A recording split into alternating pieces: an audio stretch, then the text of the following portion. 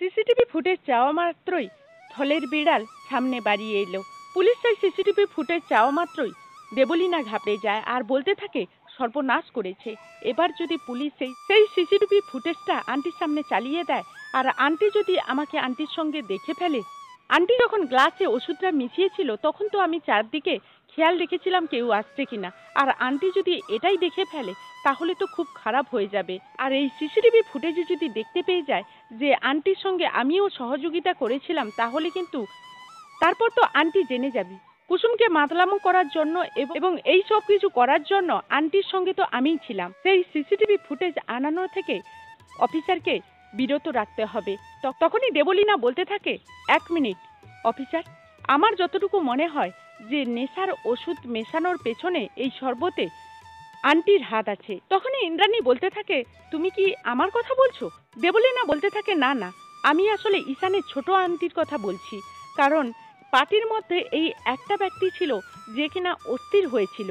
ওনাকে দেখে মনে হচ্ছিল যেন কিছু একটা কাউকে খাওয়াবে। আচ্ছা আন্টি, তুমি কেন কিছুই বলছো না? তুমি তো এটার কাছ থেকে কালকে 3টে শরবতের নিয়েছিলে, আর সেই শরবতের মধ্যে আমাকে একটা দিয়েছিলে, তুমিও একটা নিয়েছিলে, আর একটার মধ্যে তুমি কিছু একটা মিশিয়েছিলে। আর আন্টি যে এর মধ্যে কি মিশিয়েছিল সে বিষয়ে আমার কোনো রকম কোনো আন্দাজ নেই। তখনই ঈশানের কাকিমণি বলতে থাকে, আরে বাস দেবলীনা, তুমি আমাকে দিদির কাছে ফাঁসিয়ে দিয়ে তুমি কি ভেবেছো তুমি সাধু হয়ে যাবে? তুমি তো এখন বেশ সাধুত্ব দেখাচ্ছ। কারণ আমি তো তোমাকে বলেছিলাম যে দেবলীনা তুমি চারিপাশটা নজর রাখো, এই জুসের মধ্যে আমি নেশার ওষুধটা মিশিয়ে দিচ্ছি। অফিসার ঈশানের কাকিমণির মুখ থেকে সব কথা শোনার পর বলতে থাকে, এটা তো স্পষ্ট হয়ে গেছে, এরপর আমাদেরকে তো কোনোভাবে আর সিসিটিভি ফুটেজ দেখতে হবে না।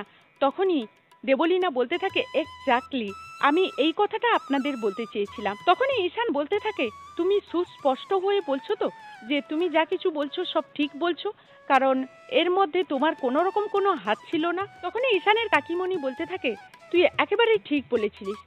ও কালকের এতটাই অস্থির হয়েছিল এই মেয়েটা, যাতে কুসুমের এমন কি করতে পারে যার ফলে কিনা কুসুম এই পুরো পার্টির মধ্যে মাতলামি করা শুরু করে দেয়, সিনক্রেট করা শুরু করে দেয়। এই গোটা বিষয়টার মধ্যে ওরও হাত ছিল।